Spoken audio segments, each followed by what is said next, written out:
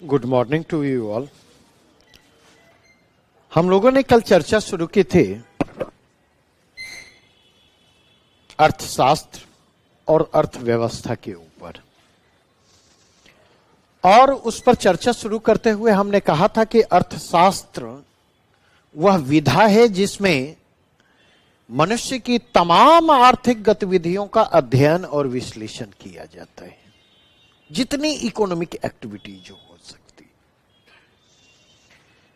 जबकि अर्थव्यवस्था के बारे में हमने बात की कि अर्थव्यवस्था जो है कृषि, उद्योग और व्यापार, कृषि, उद्योग और व्यापार,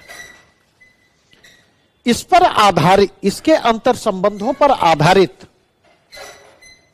ऐसी व्यवस्था है जिसके जरिए संपत्तियों का निर्माण किया जाता है और संपत्तियों का इस्तेमाल किया जाता है। अब अगर आप गौर करें तो दो शब्द आए। एक शब्द हमने जो यूज किया अर्थशास्त्र को परिभाषित करने के क्रम में कि इसमें मनुष्य की तमाम आर्थिक गतिविधियों का अध्ययन और विश्लेषण किया जाता। तो एक बार रुक करके यह जानने की जरूरत है ये तमाम आर्थिक गतिविधियां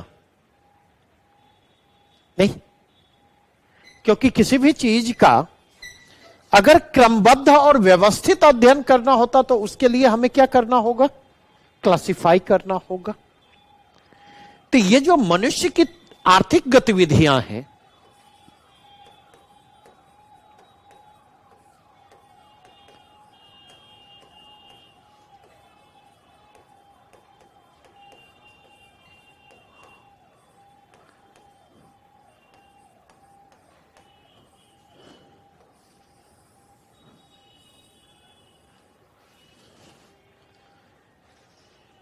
इन आर्थिक गतिविधियों का जो वर्गीकरण किया गया है, तो ट्रेडिशनली अगर आप देखें तो इन आर्थिक गतिविधियों को का वर्गीकरण 3 श्रेणियों में किया गया है। नहीं, क्या क्या?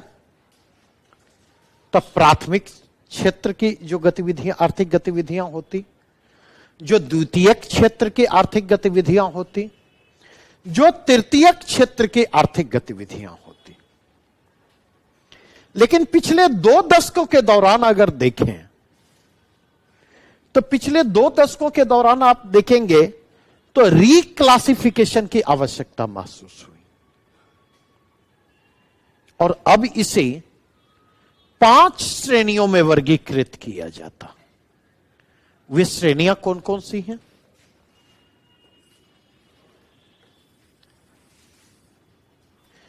तो इकोनॉमिक एक्टिविटी का जो क्लासिफिकेशन है,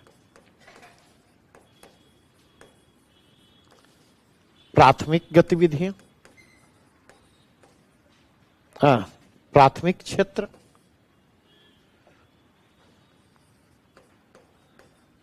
जिसको अंग्रेजी में क्या कहते हैं, और यहां पर एक चीज ध्यान रखिएगा, टर्म, इकोनॉमिक टर्म जो है, अगर इंग्लिश मीडियम का है तो कोई दिक्कत नहीं है, लेकिन अगर आपका मीडियम हिंदी है तो इकोनॉमिक टर्मिनोलॉजी हिंदी और इंग्लिश दोनों में जानना है। अगर नहीं जानेंगे तो परेशानियां हो सकती हैं एग्जामिनेशन हॉल में। तो प्राथमिक क्षेत्र, प्राइमरी सेक्टर, दूसरा ही द्वितीयक क्षेत्र,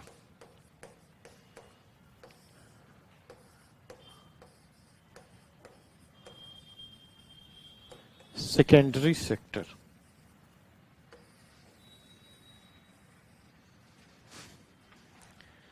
तीसरा है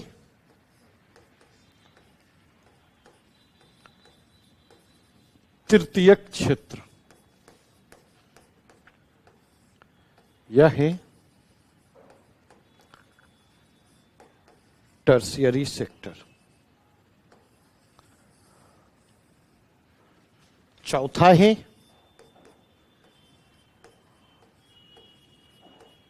चतुर्थक क्षेत्र।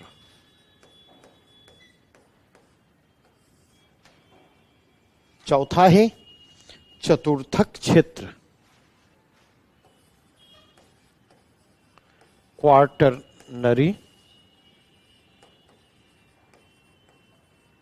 सेक्टर। और पांचवा है पंचक क्षेत्र।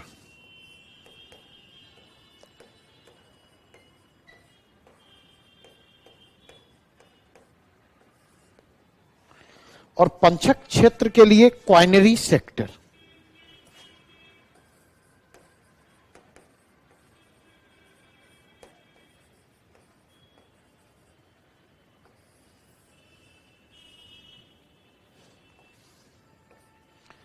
तो आर्थिक गतिविधियों का जो वर्गीकरण किया गया है इन 5 क्षेत्रकों में किया गया है। और यहां पर यह ध्यान रखेंगे कि ये चतुर्थक और पंचक क्षेत्र की जो आर्थिक गतिविधियां हैं, नहीं, ये हालिया वर्गीकरण है।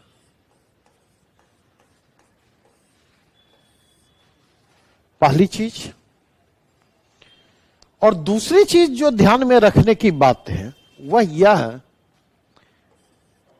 कि ये तृतीयक क्षेत्र से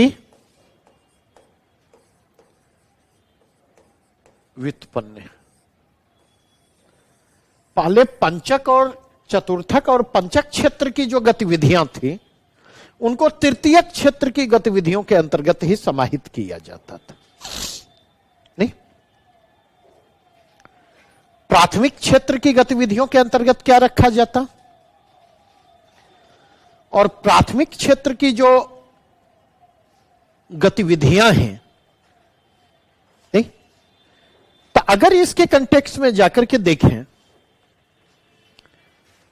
तो 2 चीजों को यहां पर ध्यान में रखने की जरूरत है। प्राइमरी सेक्टर में अगर आप जाएंगे, नहीं, तो नेचर ऑफ वर्क क्या होगा?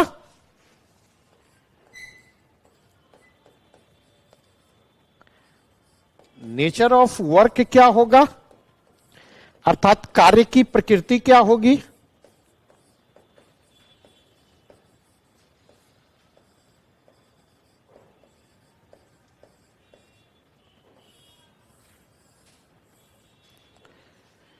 आउटडोर नेचर ऑफ वर्क होगा।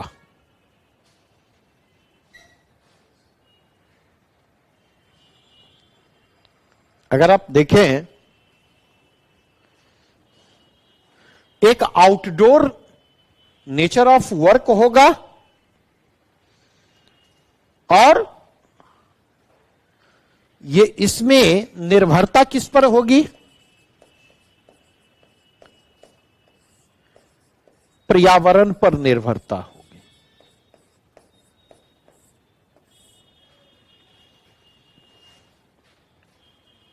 नहीं, जो अर्थ रिसोर्सेज हैं इसके जरिए क्या किया जाएगा? नहीं, तो इसके जरिए आप देखें पृथ्वी पर उपलब्ध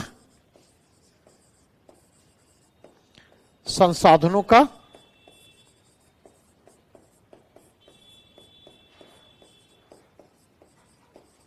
दोहन होगा।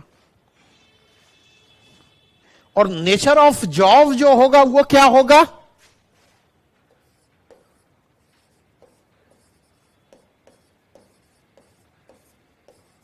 रेड कॉलर जॉब होगा।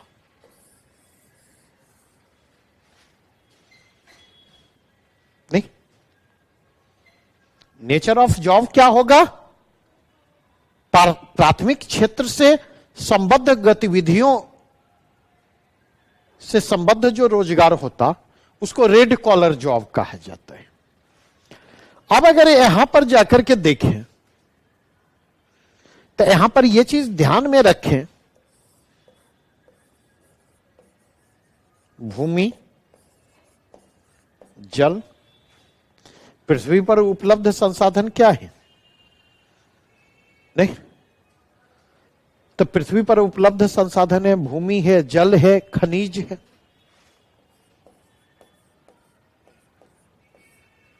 आदि।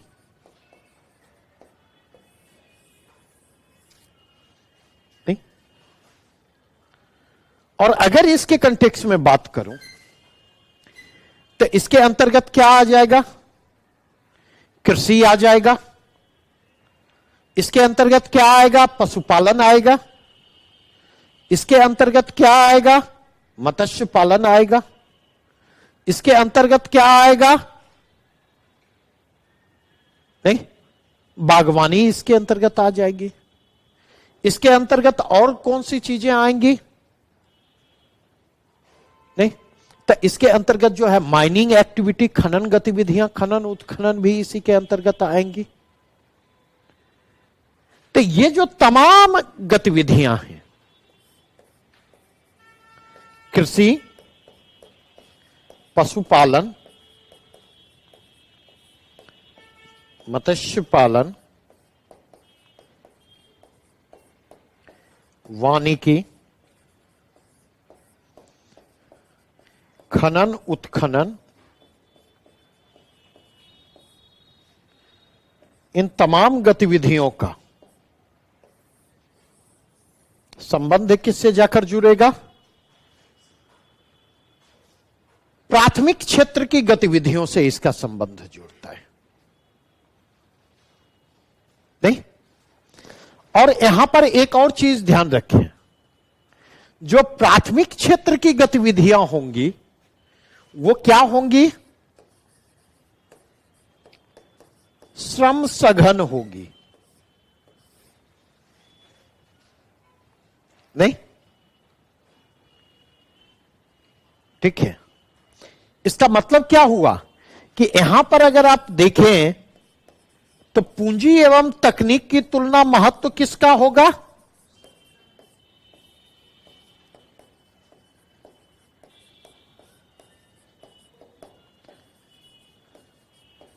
श्रम का महत्व होगा।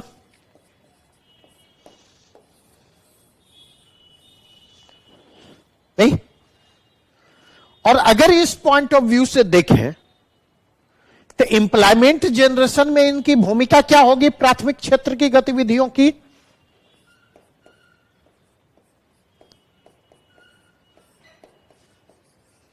तो यह रोजगार सृजन में सहायक होंगी। बातें स्पष्ट हुई या नहीं? अब अगर देखें तो श्रम उत्पादकता यहां पर क्या होती? लेबर की प्रोडक्टिविटी क्या होती?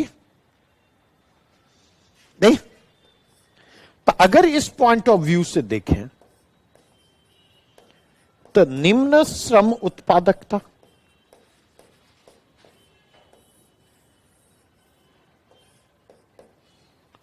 श्रम उत्पादकता का मतलब समझते हैं या नहीं? नहीं, कोई नहीं, कोई जो श्रम उत्पादकता का मतलब समझते हो, लेबर प्रोडक्टिविटी का मतलब समझते हैं?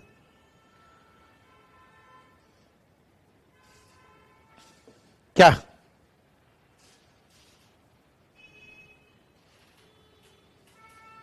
अच्छा, ये बतलाइए, भूल जाइए थोड़ी देर के लिए श्रम उत्पादकता को। घर में अहमियत किसकी ज्यादा होती है? मां की या पिताजी की? न पेरेंट्स तो मां की या पिताजी की? क्यों? मां की क्यों नहीं अहमियत होती?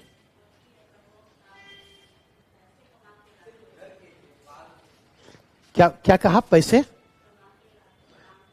पैसे कमा के लाते हैं, नहीं, इसलिए पिताजी की अहमियत नहीं। पैसा कमाने के लिए पिताजी क्या करते हैं? मेहनत करते हैं। और मां तो घर पर आराम करती होगी, नहीं? एक सिचुएशन इमेजिन करें, एक सिचुएशन इमेजिन करें, नहीं, सिचुएशन यह इमेजिन करें कि मां वो काम जो है घर में ना करके किसी और के घर में जाकर करे, तो क्या होगा बतलाइए?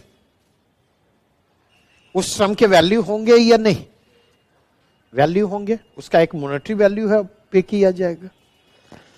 और एक सिचुएशन इमेजिन कीजिए, नहीं तो एक सिचुएशन आप इमेजिन कीजिए जब मां वो काम करने से मना कर दे और उन सारे कामों को करवाने के लिए बाहर से हायर करना पड़े। आज के डेट में हायर किया जाता ना, घर की सफाई के लिए हायर किया जाता, खाना बनाने के लिए हायर किया जाता, बच्चों के देखभाल के लिए हायर किया जाता, नहीं? तो अगर इस पॉइंट ऑफ व्यू से देखें तो हम क्या कहेंगे? मां के श्रम की कोई अहमियत नहीं है, पिताजी के श्रम की अहमियत है। इसलिए ना पिताजी, नहीं, अक्सर आप देखेंगे बात बेबात पिताजी बिगड़ते रहते होंगे कि घर में बैठे बैठे पिंगल पड़ती रहती हो, 2 पैसा कमा के लाओ तब पता चले। और ऐसा नहीं कि कमोबेश हर जगह आपको ये चीजें दिखने को मिलेंगी, है या नहीं है? नहीं।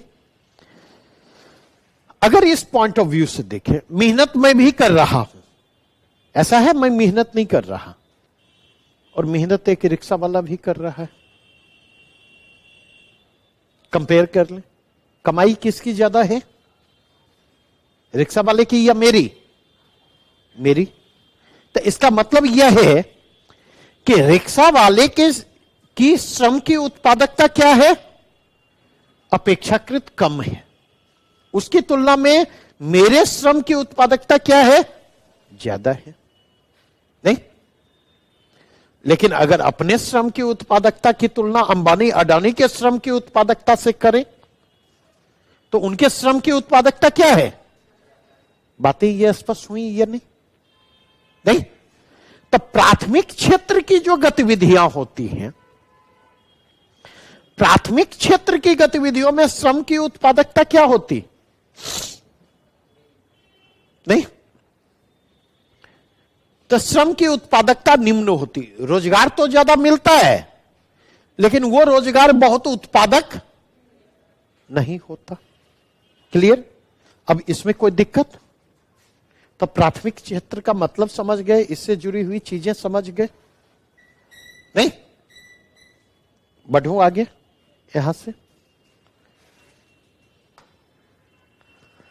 अब हम लौटते हैं द्वितीयक क्षेत्र की तरफ।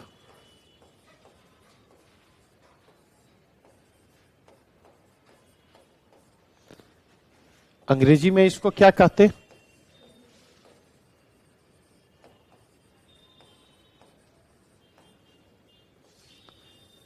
द्वितीयक क्षेत्र को सेकेंडरी सेक्टर कहते हैं।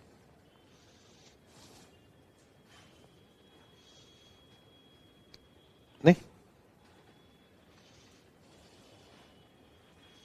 अगर इस कंटेक्स्ट में देखें तो द्वितीयक क्षेत्र के अंतर्गत किस प्रकार की आर्थिक गतिविधियां आती हैं? नहीं? तो अगर इस पॉइंट ऑफ व्यू से देखें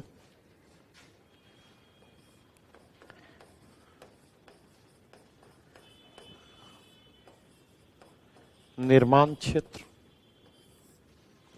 अंग्रेजी में जिसको क्या कहते हैं? तो अंग्रेजी में इसको कहते हैं कंस्ट्रक्शन। नहीं? दूसरा ही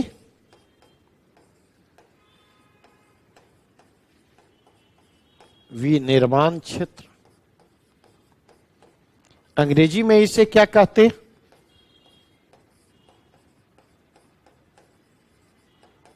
मैन्युफैक्चरिंग। और तीसरा क्या है? प्रोसेसिंग।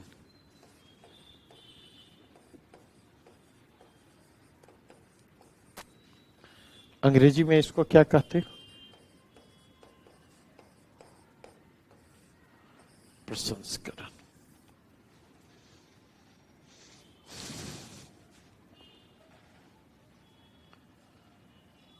नहीं,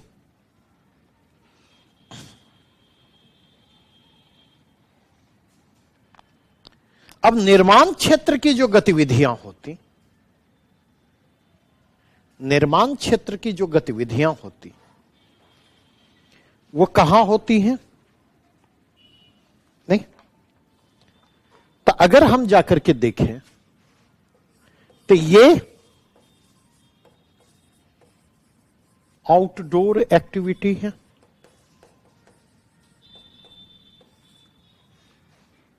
नहीं, आउटडोर एक्टिविटी का मतलब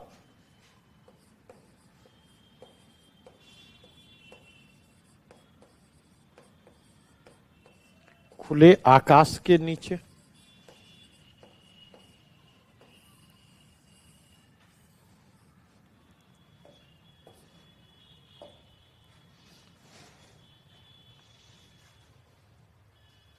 नहीं, और निर्माण क्षेत्र की गतिविधियों के जरिए क्या किया जाता? तो निर्माण क्षेत्र की गतिविधियों के जरिए अगर आप देखें तो इसके जरिए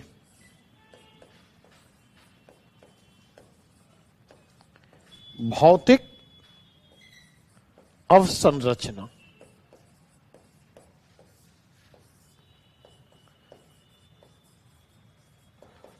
फिजिकल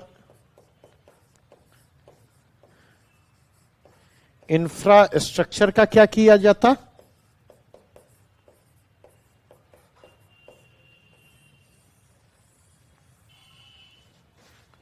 नहीं, सड़क निर्माण,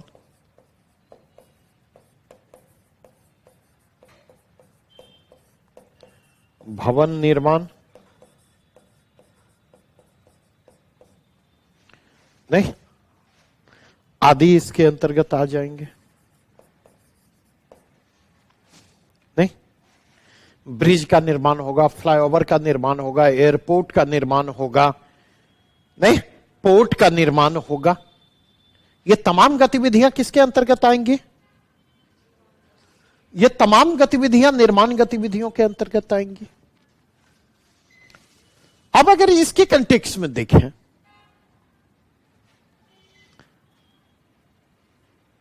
तो द्वितीय क्षेत्र की जो गतिविधियां होती, इनके लिए किस टर्म का यूज किया जाता? नेचर ऑफ जॉब क्या होता?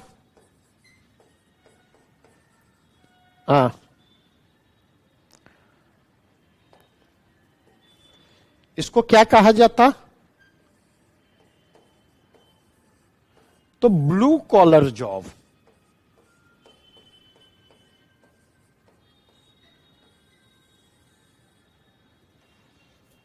इसको कहा जाता है ब्लू कॉलर जॉब। प्राथमिक क्षेत्र की गतिविधियों को कहा जाता था रेड कॉलर जॉब। नहीं, अब अगर इसके कंटेक्स्ट में देखें तो निर्माण क्षेत्र की जो गतिविधियां होती हैं ये भी अगर आप देखें श्रम सघन होती है, लेबर इंटेंसिव होती है। नहीं, और अगर हम देखें तो यहां पर भी श्रम की उत्पादकता क्या होती?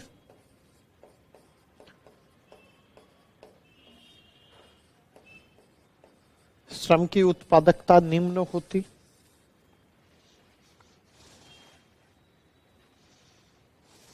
नहीं, और अगर निर्माण क्षेत्र की गतिविधियों को प्राथमिक गतिविधियों के सापेक्ष देखें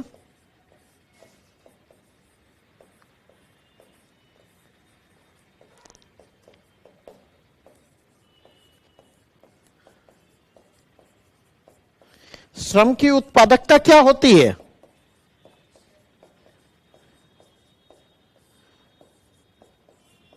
तो प्राथमिक क्षेत्र की गतिविधियों की तुलना में श्रम की उत्पादकता यहां पर बेहतर होती।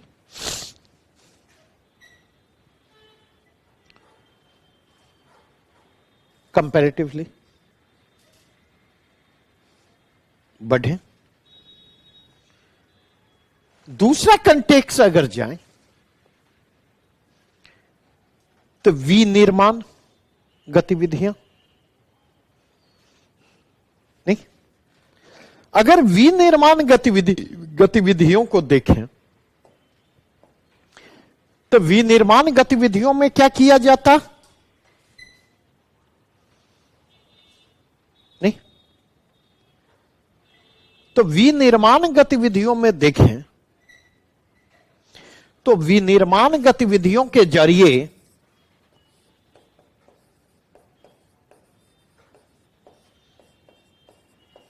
भौतिक रूप में परिवर्तन किया जाता।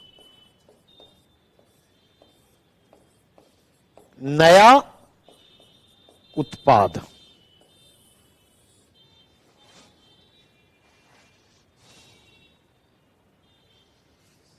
नहीं, गेहूं को हमने आटा में तब्दील कर दिया, आटे को हमने ब्रेड में तब्दील कर दिया, नहीं, आयरन ओर को हमने क्या किया? बड़ी बड़ी मशीनों में तब्दील कर दिया। तो विनिर्माण गतिविधियों के जरिए क्या किया जाता? नहीं, तो इसके जरिए कच्चे माल को तैयार माल में रूपांतरित किया जाता।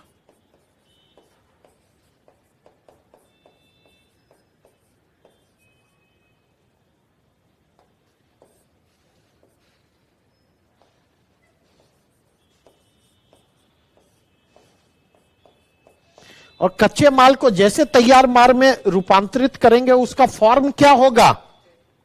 उसका फॉर्म चेंज हो जाएगा, नहीं? और इसके जरिए क्या किया जाता? विनिर्माण गतिविधियों के जरिए प्राकृतिक संसाधनों में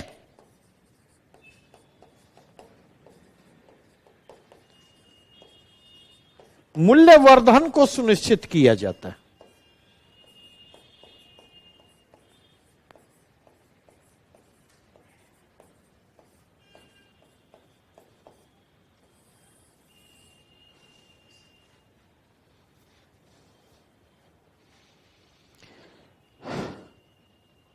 नहीं, अब अगर इसके कंटेक्स्ट में देखें, वैल्यू एडिशन, अगर फॉर्म जैसे बदलेगा तो वैल्यू एडिशन तो होगा ही होगा, नहीं? अगर गोल्ड आप लेते तो गोल्ड लेते हैं तो गोल्ड के रेट जो होते, क्या उसी रेट पर गोल्ड मिलता है? पक्का?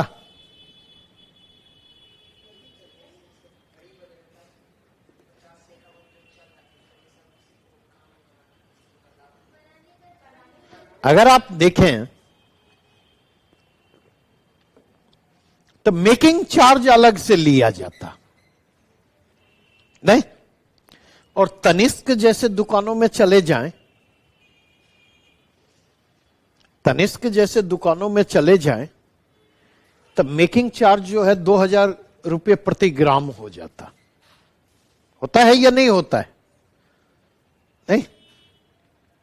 और वो क्या कहते कि जब भी गोल्ड मेरे पास लेके आएंगे जो वेट होगा फुल वेट हम रिटर्न देंगे।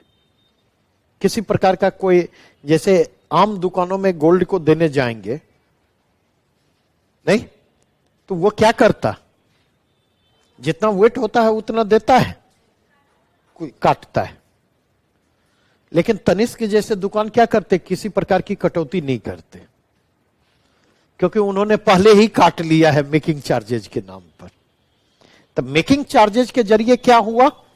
फॉर्म बदला, नहीं, वैल्यू भी बढ़ा, वैल्यू भी उसका बढ़ा।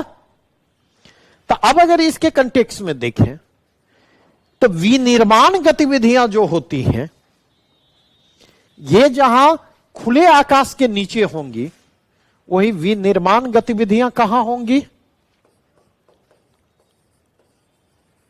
Indoor activity.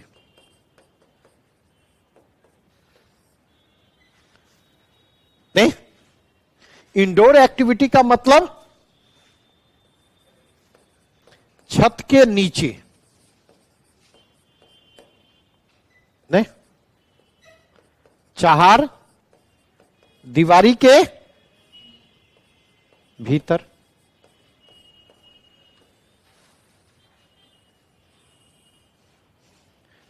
ये बातें स्पष्ट हुई? नहीं, दूसरे शब्दों में कहें तो फैक्ट्री, फैक्ट्री के भीतर जो भी गतिविधियां होंगी, नहीं कह सकते हैं ऐसा या नहीं?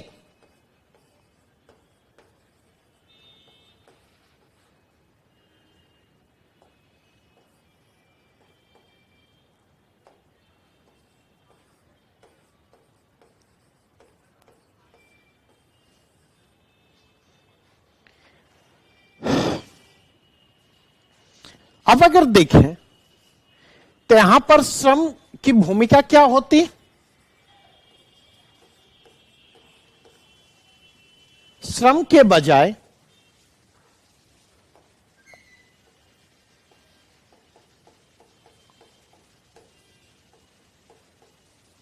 पूंजी एवं तकनीक की भूमिका क्या होती?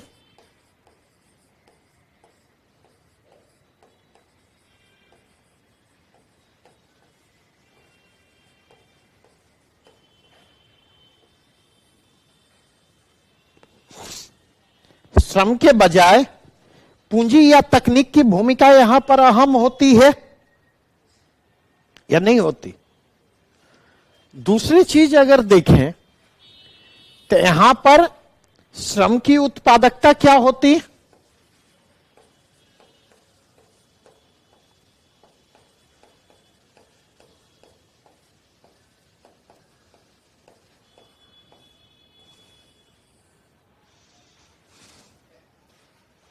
नहीं,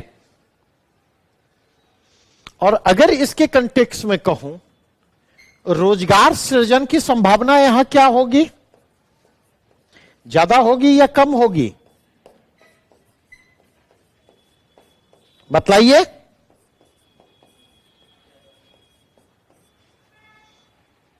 क्या होगी? कैसे ज्यादा होगी? वेट वेट वेट, कैसे ज्यादा होगी ये बतलाइए ना। कैसे, यही तो मैं जानना चाहता।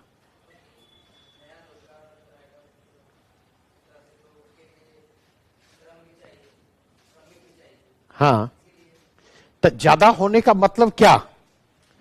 कि अगर प्राथमिक क्षेत्र में 5 लाख रुपया इन्वेस्ट हम करें, नहीं, तो 5 लाख रुपए के इन्वेस्टमेंट पर जितने लोगों को प्राथमिक क्षेत्र में हम रोजगार दे सकते, जितने लोगों को कंस्ट्रक्शन सेक्टर में रोजगार दे सकते, 5 लाख रुपया के इन्वेस्टमेंट पर क्या उतने रोजगार हम मैन्युफैक्चरिंग सेक्टर में दे सकते? बातें समझ में आ रही हैं या नहीं? क्या बातें समझ में आ रही हैं? नहीं, अगर आपको 5 लाख रुपया दे दूं, नहीं, 5 लाख रुपया आपको दे दूं साल भर के लिए, नहीं, तो उसको कहां आप इन्वेस्ट करेंगे तो रोजगार सृजन की संभावना ज्यादा होगी?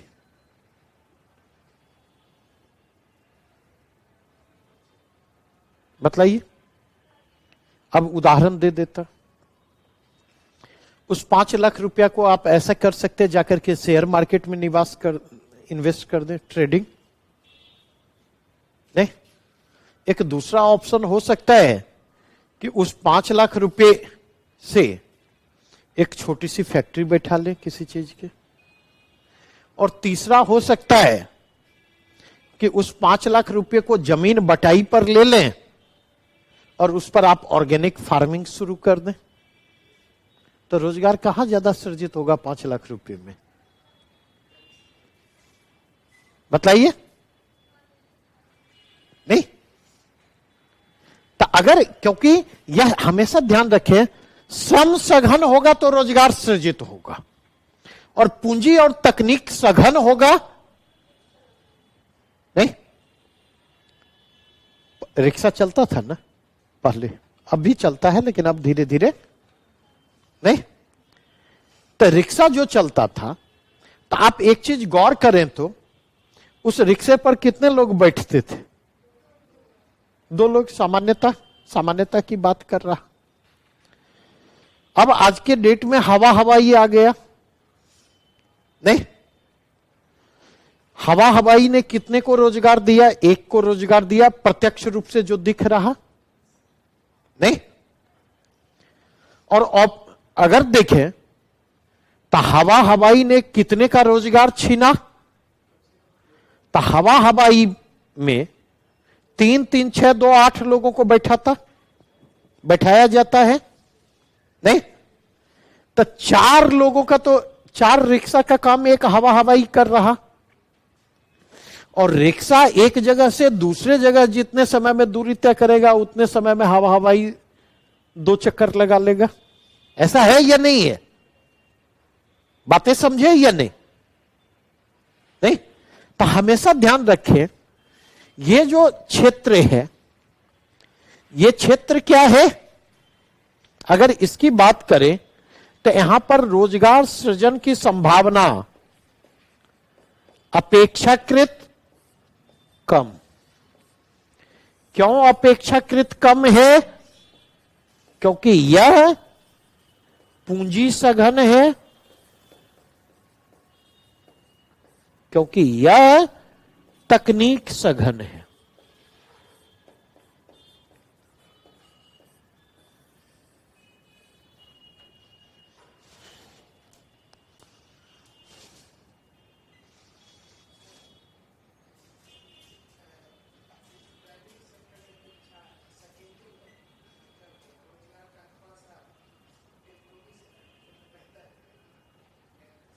क्या?